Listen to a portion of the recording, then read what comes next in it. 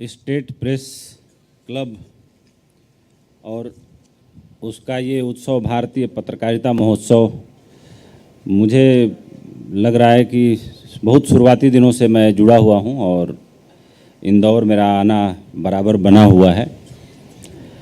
मंच पर बैठे हुए सभी विद्वज्जन और आप सबका बहुत ही विस्तृत परिचय यहाँ इस मंच से दिया गया। आप सबको मैं आदर सहित प्रणाम करता हूँ। चूँकि इस भारतीय पत्रकारिता महोत्सव की थीम है पत्रकारिता और मानवाधिकार, इस पर लगातार मंथन हो रहा है। प्रवीण जी से परसों जब मेरी बातचीत हुई थी तो प्रवीण जी ने कहा था कि भाई साहब आप बोलिएगा भारत का भविष्य और मीडिया। तो मैं प्लेन में जब बैठा तो उसी पे सोचता आ रहा था, लेकिन मैं दोनों विषयों पर बोलूँगा। सबसे पहले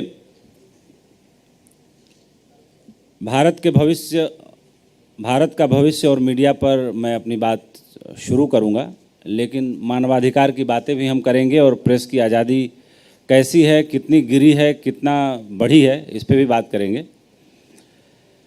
तो सबसे पहले एक छोटी सी कहानी से मैं अपनी बात शुरू करना चाहता हूँ। एक बार स्वामी राम तीर्थ जापान जा रहे थे, तो भाई इन दिनों की तरह यात्रा नहीं होती थी कि भाई प्लेन में बैठे और 7 घंटे 8 घंटे बाद आप जापान पहुंच गए या 9.5 घंटे बाद दिल्ली से उड़े लंदन उतर गए। उन दिनों पानी के जहाज़ से यात्राएं हुआ करती थी और महीनों महीने लगते थे, 6-6 महीने भी लग जाते थे। तो स्वामी राम तीर्थ एक बूढ़े आदमी को उस जहाज़ पर देखते थे कि वो मैंडेरियन भाषा सीख रहा था, यानी चाइनीज लैंग्वेज। आप सबको पता होगा ही कि इस दुनिया में सबसे कठिनतम भाषाओं में से एक चाइनीज भाषा है, मैंडेरियन। जैसे हमारे अल्फ़ाबेट में 26 अल्फ़ाबेट हैं अंग्रेजी में और वर्णमाला 36 हैं, उस तरीके से चाइनीज भाषा में बेसिक जानने के लिए करीब करीब 1 लाख वर्णमालाएं हैं। अगर आप मैंडेरियन भाषा में सिद्धहस्त होना चाहते हैं तो आपको 1 लाख चित्रात्मक वर्णमालाएं सीखनी पड़ेंगी। तो स्वामी राम तीर्थ ने 1 दिन देखा, 2 दिन देखा, 3 दिन देखा। एक दिन उन्होंने पूछा उस आदमी से कि आपकी उम्र इतनी ज़्यादा हो चुकी है कि इस भाषा को सीख के आप करेंगे क्या? तो उस आदमी ने बोला कि लगता है कि तुम भारत से संबंध रखते हो। तो स्वामी राम तीर्थ ने कहा कि मेरे सवाल से और मेरे देश के होने से आपका क्या मतलब है? तो स्वामी राम तीर्थ ने भारत आने के बाद उस घटना का बड़ा इस तरह से जिक्र किया। उसने कहा, उस वृद्ध आदमी ने, कि भारत का आदमी ही इतना निराशाजनक सवाल पूछता है और इतना हताशा से भरा सवाल पूछता है। मैंने तो कभी सोचा ही नहीं कि मैं सीखूंगा और कब इस्तेमाल करूंगा। मैं बस आनंद के लिए सीख रहा हूं और मेरे सामने अभी जितना मेरा जीवन आगे का पड़ा है, भविष्य, मैं उसको इस नई भाषा के साथ ले जाना चाहता हूं। तो वैसे तो आज के डेट में हमारे देश की आधी आबादी युवा आबादी है, लेकिन कई बार होता यह है कि शरीर युवा होता है लेकिन मन बहुत बूढ़ा होता है। कई बार शरीर बूढ़ा होता है, मन बहुत युवा होता है। लेकिन भारत देश के अंदर जो आए दिन हमें सुनने को मिल रहा है कि हम विश्व गुरु थे, या कोई कहे कि मैं कभी बहुत ज्ञानी था, कोई कहे कि मैं कभी बहुत अमीर था। अगर वो अतीतोन्मुखी बातें करता है, इसका मतलब अब वो है नहीं। यानी अगर धनवान था तो अब धन नहीं है उसके पास। अगर विश्व गुरु होने का हम दावा करते हैं तो अब हम विश्व गुरु नहीं हैं। एक किताब पढ़ रहा था मैं, उसमें एक पत्र का जिक्र था। जब बिहार में 60s में अकाल आया था तो किसी ने पत्र लिखा था इंडिया के किसी प्रोफेसर को कि स्वीडन के प्रोफेसर ने एक इंडियन प्रोफेसर को पत्र लिखा था कि तुम्हारे यहाँ जब बिहार में अकाल पड़ा तो मैंने अपने बच्चे को एक किस्सा बताया। तो मेरे बेटे ने कहा कि अगर लोगों के पास खाना नहीं है तो फल फ्रूट तो होगा। तो उसके पिता ने कहा कि नहीं, फल फ्रूट भी नहीं है। तो स्वीडन के उस छोटे बच्चे ने अपने पिता से कहा, अरे कुछ नहीं होगा तो फ्रिज में तो कुछ बचा खुचा होगा। तो उसके पिता ने कहा कि बेटा वहाँ फ्रिज भी नहीं है। ये बात 1966 की है, जब बिहार में दूसरा बड़ा भीषण काल पड़ा जिसमें करोड़ों लोगों की मौत हुई, बिहार और बंगाल मिला के। यानी कि साल 1966 तक हमारे देश में खाने के लिए ठीक से अनाज नहीं था, बिजली की व्यवस्था नहीं थी, सड़कें नहीं थी, और अकाल में भूखों मरने के लिए हमारे यहाँ सरकारें जानते हुए भी ये व्यवस्था नहीं दे पा रही थी। और पश्चिम के देश के एक बच्चे को इस बात को उसका पिता नहीं समझा पा रहा था, क्योंकि वहाँ पर स्वीडन में या यूरोप में, अमेरिका में, उन सब देशों में इस तरह की स्थिति वहाँ के बच्चों ने कभी न देखी थी, न अखबारों में कभी पढ़ी थी। और आज 350, मान लीजिए, या 350 साल से ऊपर अमेरिका का इतिहास है।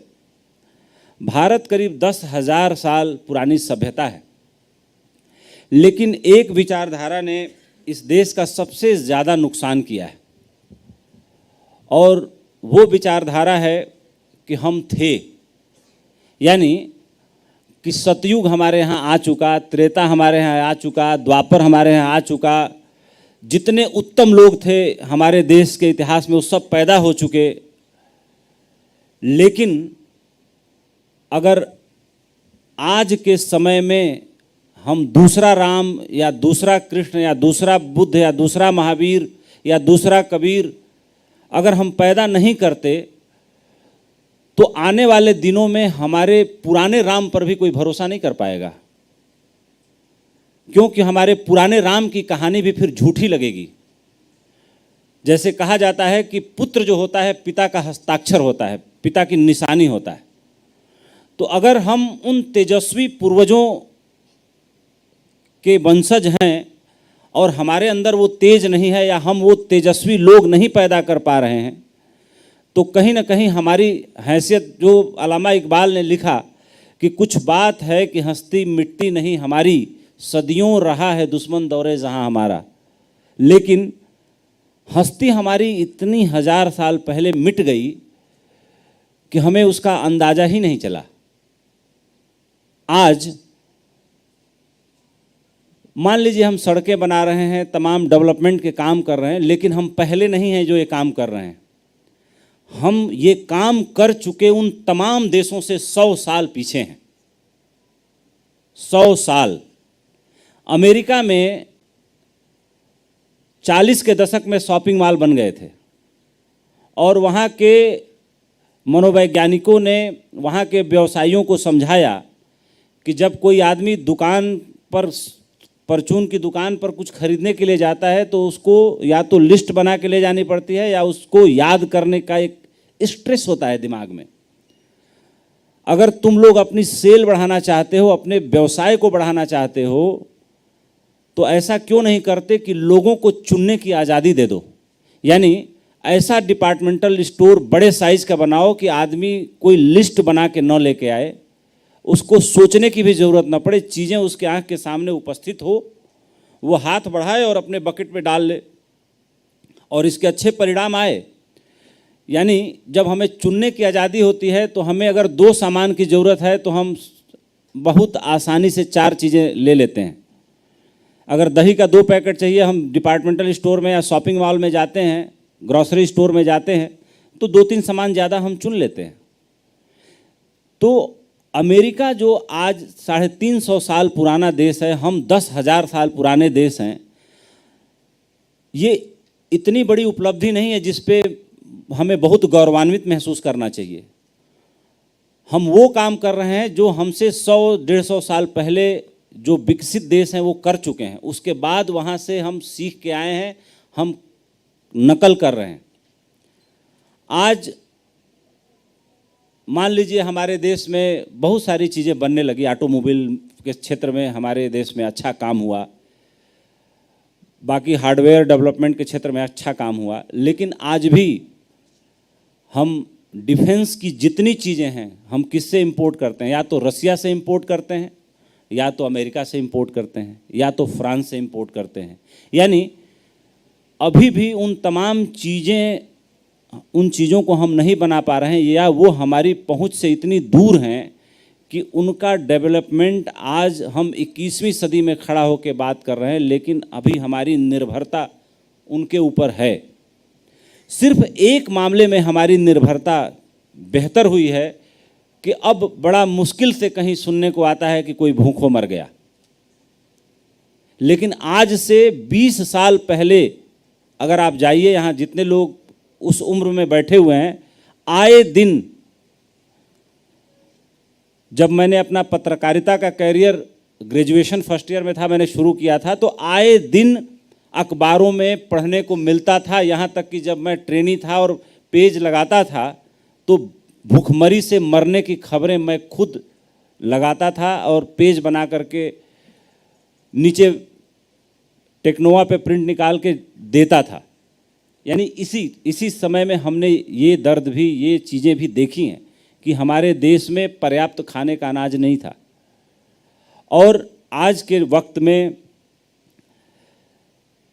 जो मीडिया की आज़ादी की बात हो रही है, चाहे मानवाधिकारों की बात हो रही है, उस पर विश्व के एक बहुत प्रसिद्ध फ्रांसीसी साहित्यकार हैं विक्टर ह्यूगो, जिन्होंने कहा था कि उन विचारों को कोई रोक नहीं सकता जिनका समय आ गया है। तो आज भारत 5वीं बड़ी अर्थव्यवस्था है और एक प्रेडिक्शन है कि 2027 में हम विश्व की तीसरी बड़ी अर्थव्यवस्था हो जाएंगे। डेटा में तो हो जाएंगे, लेकिन अगर पर कैपिटा इनकम देखा जाए, आमदनी देखी जाए एक आदमी की, तो उस लिहाज से हम बहुत पीछे हैं अभी। चर्चिल ने कहा था कि जो द्वितीय विश्व युद्ध के टाइम में ब्रिटेन के प्रधानमंत्री थे, उस आदमी ने बड़ा भारतीयों के ऊपर बड़ा गंदा सा व्यंग किया था कि भारतीय कुछ नहीं जानते, केवल खरगोशों की तरह बच्चा ब्रीड करना जानते हैं, बच्चा पैदा करना जानते हैं। और एक बड़ी समस्या थी, भले उस बात को चर्चिल ने गंदे तरीके से कहा, लेकिन आज चर्चिल की आत्मा अगर कहीं होगी तो ये देखती होगी कि एक भारतीय लाल ही ब्रिटेन का प्रधानमंत्री बन के बैठा है और ब्रिटेन की सारी नीतियों को वही निर्धारित करता है। तो कहना ये चाहता हूँ कि हम अगर युवा हैं तो हमारे आँखों में भविष्य के सपने होने चाहिए। अगर हम युवा उम्र से हैं लेकिन सारी सोचने की जो हमारी क्षमता है वो अतीतोन्मुखी है, यानी हम भूतकाल में सोचते हैं, हमारे पास केवल पीछे की कहानियाँ हैं, पीछे की धरोहरें हैं, तो इसका मतलब ये है कि हमारा चित्त बहुत गहरे में बूढ़ा है। सृजन और निर्माण वही कर सकता है जो कहीं ना कहीं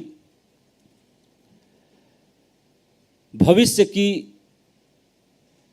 सोच रखता है, आगे की सोच रखता है और उसके पास कुछ आगे कर गुजरने का हौसला होता है। जैसे आज भारत के जो लोग अमेरिका गए, आज अमेरिकी कंपनियों में भारतीयों का डंका बज रहा है। ब्लड उनका भारतीय है, लेकिन वो बहुत पहले वहाँ गए, वहाँ पढ़ाई की, अपने जीवन का एक बहुत बड़ा हिस्सा वहाँ गुजारा। तो कहा जाता है कि जिस आबो हवा में, जिस इकोसिस्टम में हम रहते हैं, वैसे ही हम निर्मित हो जाते हैं। आज भारत में 35 साल से 45 साल के आयु के बीच के लोगों की संख्या पूरी दुनिया में सबसे ज़्यादा है, लेकिन हमारे सामने अवसर नहीं है।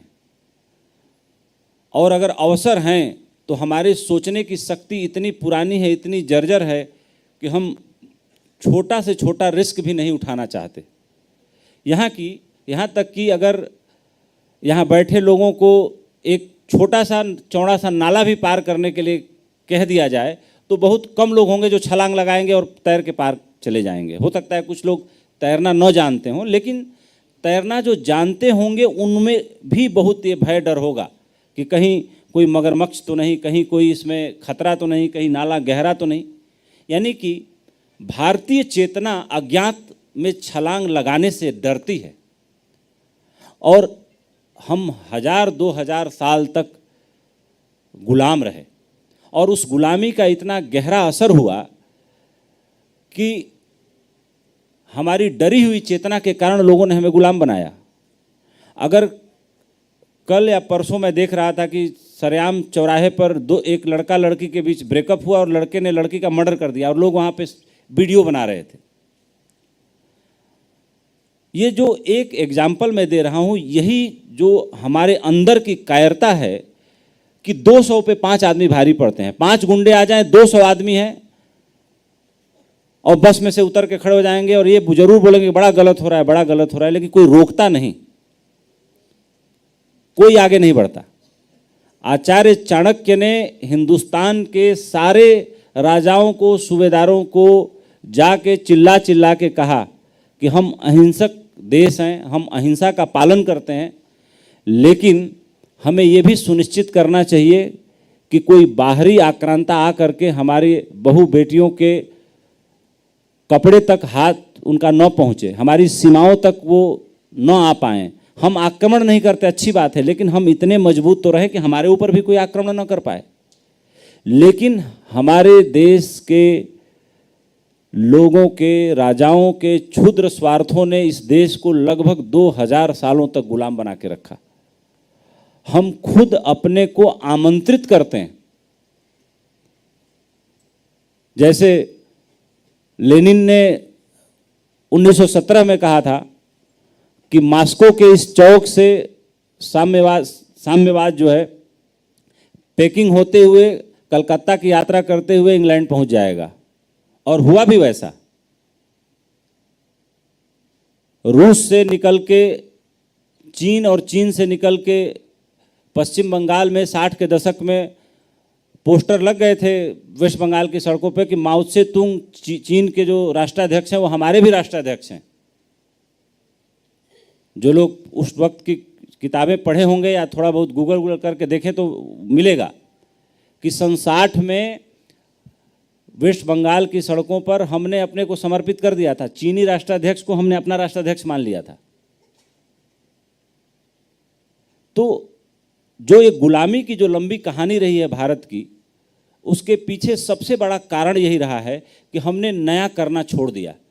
सुई से लेके जहाज तक, तोप से लेके कार तक, कुछ समय पहले तक सब कुछ के लिए हम उन देशों के सामने हाथ फैलाए खड़े थे जो 300-300 साल पुराने हैं, और हम सो काल 10,000 साल पुराने हैं। यानी कि हम 10,000 साल पुरानी सभ्यता होते हुए भी हम लगातार पतन के गर्त में गिरते चले गए। उसके पीछे सिर्फ और सिर्फ एक कारण है कि हमने रिस्क लेना छोड़ दिया, हमने चुनौतियों को लेना छोड़ दिया। एक और कहानी मुझे याद आ रही है कि जापान में एक छोटा, जब जापान में भी राजशाही थी तो छोटे छोटे राज्य थे। तो जापान में एक छोटे राज्य के राजा को खबर मिली कि बड़े राज्य ने उसके ऊपर हमला बोल दिया, उसकी सेनाएं चल पड़ी हैं। उसका सेनापति राजा के सामने आया और उसने कहा कि महाराज, मैं अपने सैनिकों को सब्जी की तरह, आलू भाजी की तरह कटते हुए नहीं देख सकता। मैं छुट्टी पे जा रहा हूँ और मैं उस राज्य के सैनिकों से लड़ाई नहीं लड़ सकता। हमारे 10 गुना ज़्यादा सैनिक हैं। तो राजा के भी हाथ पांव फूल गए, क्योंकि उसका सेनापति काफ़ी काबिल था और बहुत लंबे समय से उस पद पर सुशोभित था। तो उसी गांव में एक सूफी मतलब जैन फकीर रहते थे। तो राजा को जब कभी मुश्किल आती थी तो उस फकीर से मिलने जाते थे। तो उन्होंने बोला कि ये बात अभी सेनापति जी सैनिकों तक नहीं जानी चाहिए, आप चलिए उस फकीर से राय लेके आते हैं कि क्या करना चाहिए। राजा और सेनापति दोनों उस फकीर के पास पहुँचे। राजा ने पूरी स्थिति बयान की तो उस फकीर ने कहा कि अगर तुम्हारे सैनिकों को पता चल जाए कि तुम्हारे सेनापति का पेट पानी हो गया है तो तुम तो लड़ाई बिना लड़े ही हार जाओगे। तो ऐसा करो कि अगर तुम मेरा हुक्म मानते हो और अपना गुरु मानते हो तो इस सेनापति को अभी जेल भेजो, इसको कारागृह में अभी तुरंत बंद करो। तो राजा ने कहा फिर सेनापति कौन बनेगा फिर? तो उस जैन फकीर ने कहा कि कल मैं आऊँगा, कल सेनापति की जगह मैं तुम्हारी सेना का नेतृत्व करूँगा। और अगली सुबह वो फकीर आया और सारी सेना को संबोधित किया, और संबोधित करके जहाँ पे शत्रु देश की सेनाएं खड़ी थी उससे पहुँचने से कुछ दूर पहले एक नदी थी और किनारे एक मंदिर था। तो उस जैन फकीर ने कहा कि सारे सैनिकों के सामने कि बहुत अच्छा हुआ रास्ते में मंदिर मिल गया, एक बार परमात्मा से पूछ लेते हैं कि हमारी जीत सुनिश्चित है कि हार सुनिश्चित है। तो सैनिकों ने कहा कि ये कैसे पता चलेगा कि परमात्मा ने जीत के लिए कहा कि हार के लिए कहा? तो उसने अपने खीसे में से एक सिक्का निकाला, सोने का सिक्का था, बड़ा सा चमचमाता हुआ। बोला कि अगर परमात्मा ने जीत का आशीर्वाद दिया तो सिक्का सीधा गिरेगा, और अगर हार का आशीर्वाद दिया तो सिक्का उल्टा गिरेगा।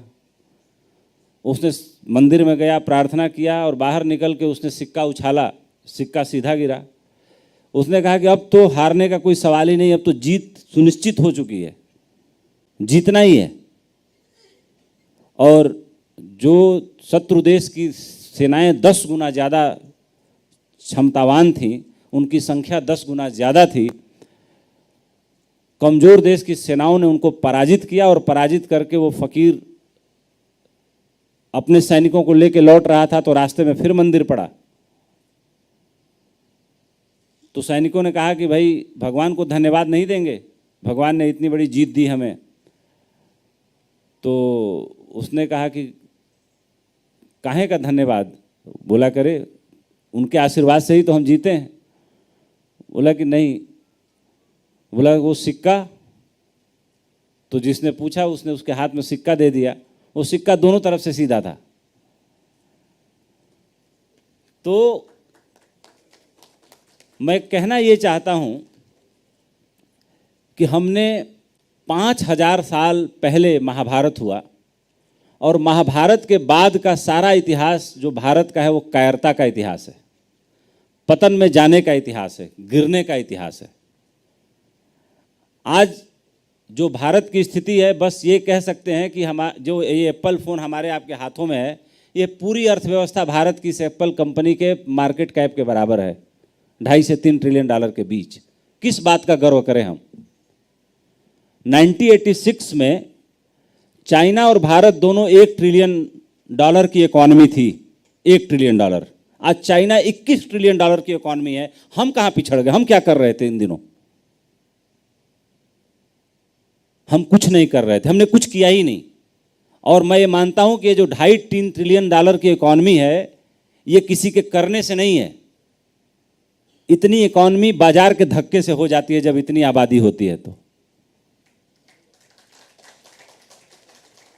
करने का अब समय आया है। मैं इसके लिए दोष अपने देश के नेतृत्व को नहीं देना चाहूँगा, उससे ज़्यादा दोष यहाँ हम बैठे हैं ना, अपने ऊपर लेना चाहूँगा। हमने सब कुछ हाथ पांव ढीला करके सरकारों के ऊपर डाल दिया। हमने क्या किया? हमने क्या अपने बच्चों को लड़ना सिखाया? हमने अपने बच्चों को बहादुर बनाया? हमने अपने बच्चों को कहा कि जा जितना रिस्क लेना हो लेके आ जा, 5 बार फेल होना चाहता है हो जा, लेकिन जो तेरे मन को पसंद आए उसी में डिग्री लेके लौटना? किसी बाप ने अपने बच्चे से कहा? नहीं कहा। क्यों? क्योंकि हम इतनी गरीबी से, इतने दुर्दिनों से निकल के आए हैं कि हम अपने बच्चे को रातों रात होमगार्ड या पीएससी की नौकरी दिलवा के या हेड कांस्टेबल बना के जल्दी से जल्दी उसे आमदनी पैदा करने वाला बच्चा बनाना चाहते हैं। हम उसके मन के हिसाब से जो वो बनने के लिए आया था, परमात्मा ने हो सकता है उसे सम्राट या शहंशाह बनाने के लिए भेजा हो, माँ बाप के रूप में हम उसे हेड कांस्टेबल बना देते हैं, स्कूल का मास्टर बना देते हैं। हम उसे रिस्क लेना नहीं सिखाते। इसलिए मैं सरकारों से ज़्यादा उस देश की जनता को दोषी मानता हूं कि समय पड़ने पर हमने आवाज़ नहीं तेज की, हमने अपने घरों से कदम बाहर नहीं निकाले, हमने भविष्य के सपने नहीं दिखाए, हमने अपनी पूरी कौम को, अपनी पूरी तरुणाई को जवान होने से पहले बूढ़ा बना दिया। सरकार तो जिस क्षमता में है अपना काम करेगी ही, करना ही है, वो जाएगी कहाँ। लेकिन हमें जो करना है हम वो नहीं कर पाए, या हम वो नहीं करते। अधिकतर लोग नहीं करते, 90% लोग नहीं करते। और उसके पीछे कारण है कि अगर किसी के कंधे पर पूरे परिवार की जिम्मेदारी है और हजारों साल की गुलामी है, तो ये दोनों चीजें मिलकर हमें कायर तो बना ही देती हैं। लेकिन बहादुर बनने की शुरुआत वहाँ से होती है जब हम अपने आँखों में भविष्य के सपने लेकर चलना शुरू करते हैं, उनको बुनना शुरू करते हैं, उसके लिए आवाज़ उठाना शुरू करते हैं। कलाम साहब ने नारा दिया था विजन 2020। वो किताब जब राष्ट्रपति थे तो काफ़ी जगह अखबारों में छपी, लोगों ने उस पर लिखा। हालांकि हम अभी वहाँ पहुँचे नहीं हैं, विजन 20 पे जो उनका जो था, अभी हम वहाँ पहुँचे नहीं हैं, लेकिन शुरुआत बहुत अच्छी हुई है। कुछ चीज़ें भारत में बहुत अच्छी हुई हैं, जैसे इंफ्रास्ट्रक्चर के क्षेत्र में बहुत ज़बरदस्त काम हुआ है। आत्मनिर्भर भारत का नारा प्रधानमंत्री श्री मोदी ने दिया, लेकिन आत्मनिर्भर, अगर आप हजारों साल से आत्मनिर्भर नहीं हैं तो 2 साल में आत्मनिर्भर नहीं बन जाएंगे। लेकिन एक शुरुआत अच्छी हुई है। लोगों के अंदर एक चेतना जगाने का काम इस सरकार ने किया। जो अच्छे काम हैं उनकी तारीफ भी होनी चाहिए। जैसे स्वच्छता अभियान है, या आज इंदौर में मैं आया था, कैलाश जी से मेरी मुलाकात हुई। मुझे बहुत अच्छा लगा कि उन्होंने इंदौर शहर में 51 लाख पेड़ लगाने का संकल्प लिया और अलग अलग सेल्फ हेल्प ग्रुपों से मीटिंग कर रहे हैं। यहाँ के महापौर, मेयर मीटिंग कर रहे हैं। ये जो कुछ ऐसे काम हैं जो हमें एक नए डायरेक्शन की तरफ ले जाएंगे, एक पेड़ माँ के नाम। तो हमारे यहाँ बचपन में सिखाया गया, जैसे मैं गांव में पला बढ़ा, तो मुझे याद है कि जब मैं थोड़ा बड़ा हुआ, कुएं से पानी में बाल्टी से निकालने लगा, तो मेरे पिताजी ने कहा कि तुम बाल्टी खाली क्यों लेके जाते हो। हमने कहा कि घर में पानी रहता है इसलिए ज़रूरत नहीं है। बोले बाल्टी से स्वार्थ निकल गया तो उसको खाली लेके जाओगे। नहाने के बाद एक बाल्टी पानी भर के लेके जाओ घर में, और उसके बाद जब तक घर में हैंडपंप नहीं लगा और मैं कुएं पे नहाता रहा, तो नहाने के बाद एक बाल्टी पानी में लेके जाता था। भारत वो देश रहा है जिससे बाकी देशों की सभ्यताओं ने सीखा। भारत के वेदों से, पुराणों से दुनिया के वे देश जो आज विकसित हैं, जर्मनी और रूस, जिन्होंने सबसे ज़्यादा रिसर्च किया। जर्मनी में छोटे बड़े करीब 1300 स्कूल और विश्वविद्यालय हैं जो भारतीय वेदों और संस्कृत और साहित्यों के ऊपर अध्ययन और रिसर्च करते हैं। उन लोगों ने हमारी किताबों से हमसे ज़्यादा सीख लिया और आगे निकल गए। भारत का इतिहास बेहद गौरवशाली रहा है, ये हमें जानना बेहद ज़रूरी है, क्योंकि इतिहास से हम सीखते हैं। लेकिन आज ज़रूरत है कि हम नए राम पैदा करें, हम नए कृष्ण पैदा करें, हम साहसी बच्चे पैदा करें, हम रिस्क लेने वाले बच्चे पैदा करें। हम वैसे केवल संख्या बल होने से कि 35 और 45 के बीच आधी आबादी है, इससे कोई हल नहीं निकलना। अगर हमारा पड़ोसी देश चाइना 1986 से आज हम बैठे हुए हैं 2024 में, अगर करीब 40 साल का समय लगभग हो रहा है, 40 साल में चाइना कितना आगे निकल गया और हम इतना पीछे छूट गए, जबकि चाइना से हर क्षेत्र में हम आगे हैं। तो कुछ तो बुनियादी भूल भारत ने की होगी जिसके कारण चाइना आगे निकल गया। आज अमेरिका करीब करीब $30 ट्रिलियन की इकॉनमी है। अमेरिका के दो फंड ब्लैक रॉक और ब्लैक स्टोन 10 ट्रिलियन डॉलर के वेल्थ मैनेज करते हैं वो। हमारी अर्थव्यवस्था अभी $3 ट्रिलियन की है बस। तो अभी ऐसा कुछ भी नहीं है जिस पे गर्व किया जाए। गर्व करने लायक बातें इतिहास में थीं। हम सोने की चिड़िया थे, अब नहीं है। हमारे यहाँ ऋषियों महर्षियों की एक ऐसी परंपरा थी, ज्ञान की ऐसी धारा थी, वैसी धारा इस पूरी दुनिया में पृथ्वी पर कभी कहीं नहीं बही। लेकिन वो हो चुका। हाँ, एक चीज हो सकता है कि हमारे जैसे क्रायोजेनिक इंजन चाहिए होता है रॉकेट को लॉन्च करने के लिए, हमारे पास ऐसी पृष्ठभूमि है ज्ञान की, ऐसी ताकत है कि जिस पर हम अपने आने वाले जनरेशन को बेहतर तरीके से लॉन्च कर सकते हैं। हम मध्य प्रदेश की धरती पे खड़े हैं। मध्य प्रदेश वो धरती है जहाँ पे खजुराहो के मंदिर बने। भारत वो धरती है जहाँ पे वात्स्यायन जैसे महर्षि हुए, जिन्होंने काम सूत्र जैसी किताब लिखी और उन्होंने सुनिश्चित किया था कि 13 साल की उम्र से पहले बच्चों को काम के बारे में सारी जानकारी दे दी जानी चाहिए। ये जो हमारी आधी आबादी भयंकर कुंठा में जी रही है, उसके पीछे सबसे बड़ा कारण ये भी है एक कि दिन दहाड़े कोई लड़का लड़की का गला काट देता है, रेप कर देता है, उसका वीडियो बना लेता है। ये गहरी कुंठा इसलिए है कि हमने वात्स्यायन को तिरस्कृत करके उनकी किताबों को जला दिया। हम वो लोग हैं जिन्होंने ये तय किया कि खजुराहों के मंदिरों को मिट्टी में दबा देना चाहिए। बड़ी अश्लील मूर्तियां हैं, बिल्कुल अश्लील नहीं है। खजुराहों की मूर्तियां यहाँ के ऋषियों महर्षियों ने इसलिए बनाई थी कि उन मूर्तियों के सामने अगर आप आंख बंद करके ध्यानपूर्वक बैठें तो आपके अंदर से काम विदा हो जाए और आप सच्चे अर्थों में साधु और संत बने। लेकिन ज्ञान की उस धारा का सबसे ज्यादा अपमान हम ही लोगों ने किया। आज पूरा एशिया महाद्वीप भारत के चरणों में सर झुकाता है तो भारत के एक लाल महात्मा बुद्ध के कारण।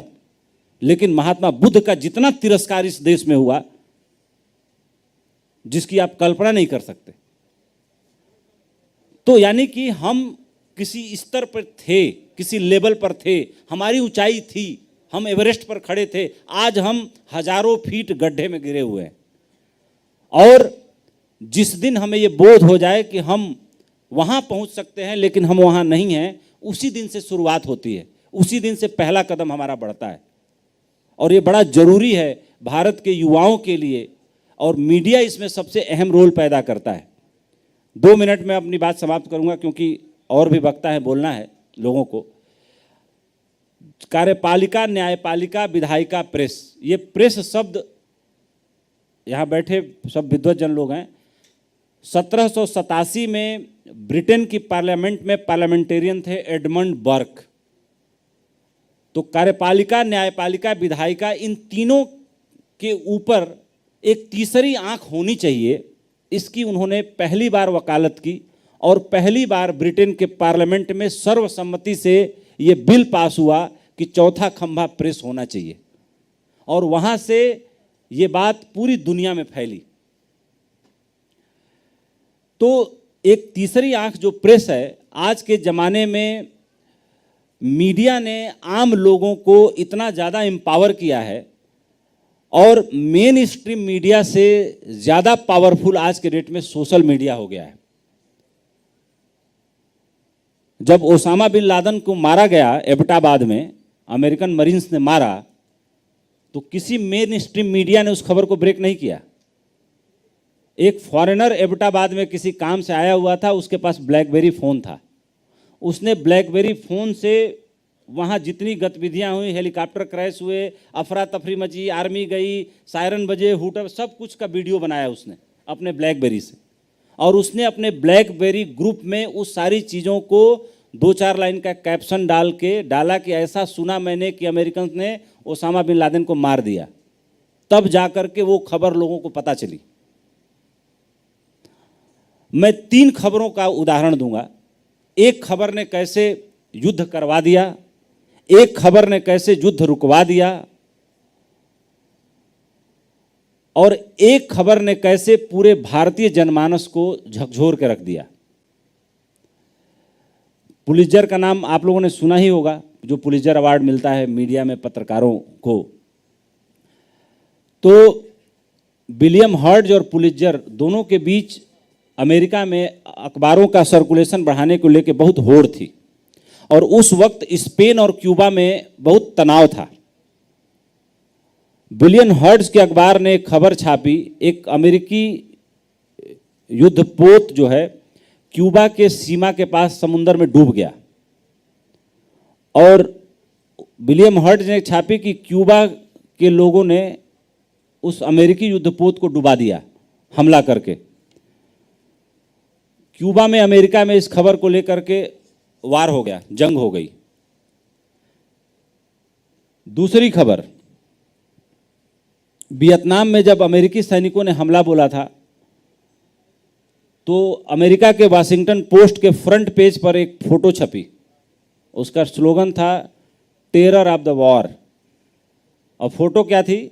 एक छोटी 5 साल की बच्ची का आधा कपड़ा आग लग के जल गया है और आधा जल रहा है, आधा शरीर उसका जल गया है और आधे कपड़े में आग लगी हुई है, और वो चीखते हुए सड़क पे दौड़ रही है। इस फोटो ने अमेरिका के लोगों के मन पर इतना गहरा प्रभाव डाला कि लोग वहाँ सड़कों पे उतर आए, और उन्होंने मांग की कि वियतनाम के खिलाफ अमेरिका को वार तुरंत बंद कर देना चाहिए। और वहाँ के लोगों की भावनाओं का सम्मान करते हुए अमेरिकी सरकार ने वियतनाम पे हमला बंद कर दिया। तो एक खबर ने क्यूबा अमेरिका के बीच युद्ध करवा दिया, एक खबर ने युद्ध रुकवा दिया। और अब मणिपुर की घटना पे आता हूँ। वहाँ भी मेन स्ट्रीम मीडिया ने कुछ नहीं किया। 2 महिलाओं को नंगा करके घुमाया गया। ये एक किसी वहाँ के लोकल आदमी ने सोशल मीडिया पे, फेसबुक पे पोस्ट किया, और भारतीय संसद से लेके सुप्रीम कोर्ट तक सब में उबाल आ गया, और 85,000 पैरामिलिट्री फोर्सेज मणिपुर में शांति बहाली के लिए तैनात की गई। तो आज के डेट में जो आप लोगों के हाथ में मोबाइल है, असली रिवॉल्यूशन, असली क्रांति वही है। और आज के डेट में मेरे जैसे चैनल चलाने वाले का जो सही अर्थों में कंपटीशन है, वो आपके हाथ में रखे हुए मोबाइल फोन से है। हमारा क्रू जब तक शूट करेगा, उस फीड को भेजेगा नोएडा या दिल्ली मेरे ऑफिस में, उतनी देर में यहाँ बैठा कोई आदमी 1 मिनट का वीडियो बना के अपने ग्रुप में डाल देगा। हर आदमी के पास 1000-2000 के ग्रुप्स हैं। खबर रातों रात, मिनटों में, सेकंडों में फैल गई। तो सोशल मीडिया ने, या मेन स्ट्रीम मीडिया को भी थोड़ा क्रेडिट दूंगा मैं, कि मध्यम वर्ग के उम्मीदों को जितना परवान चढ़ाया है, जितनी इसको ताकत दी है, समझ दी है, वो पहले नहीं था। पहले सिर्फ प्रिंट मीडिया था, रेडियो था, वो भी बहुत सेंसर्ड था, केवल आकाशवाणी था और दूरदर्शन था। लेकिन इसके आगे प्राइवेट चैनल्स आए, प्राइवेट चैनल के आगे सोशल मीडिया आया। सोशल मीडिया एक अच्छी खबर है। यहाँ बैठे या देश के कोने कोने में अमीर गरीब सबको ताकत देता है अपनी बात कहने का। यहाँ तक कि गाली भी पोस्ट करने की ताकत देता है। लोग करते हैं, अपनी भड़ास निकालते हैं।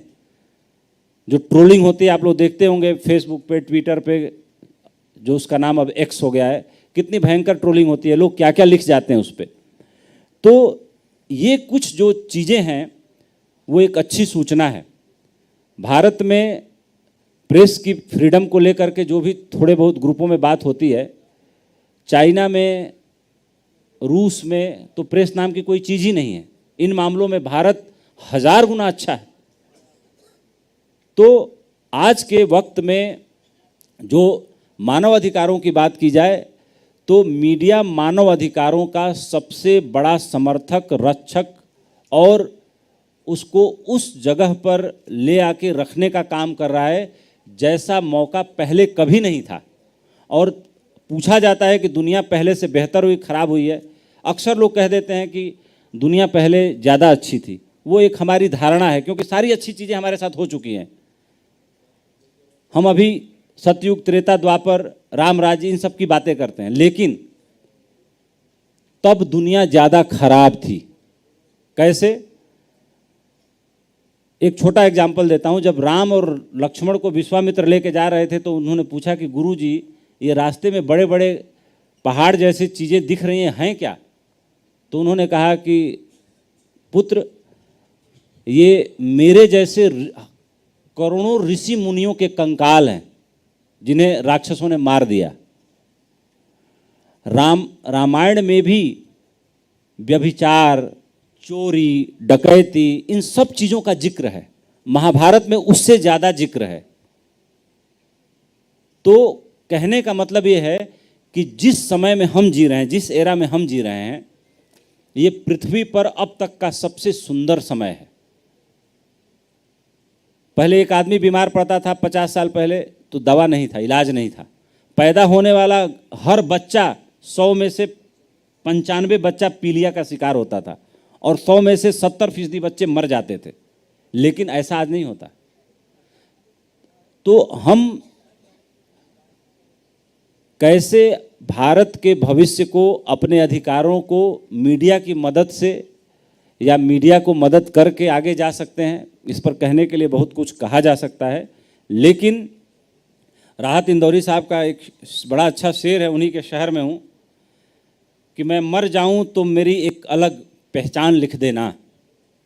मैं मर जाऊँ तो मेरी एक अलग पहचान लिख देना, लहू से मेरी पेशानी पे हिंदुस्तान लिख देना।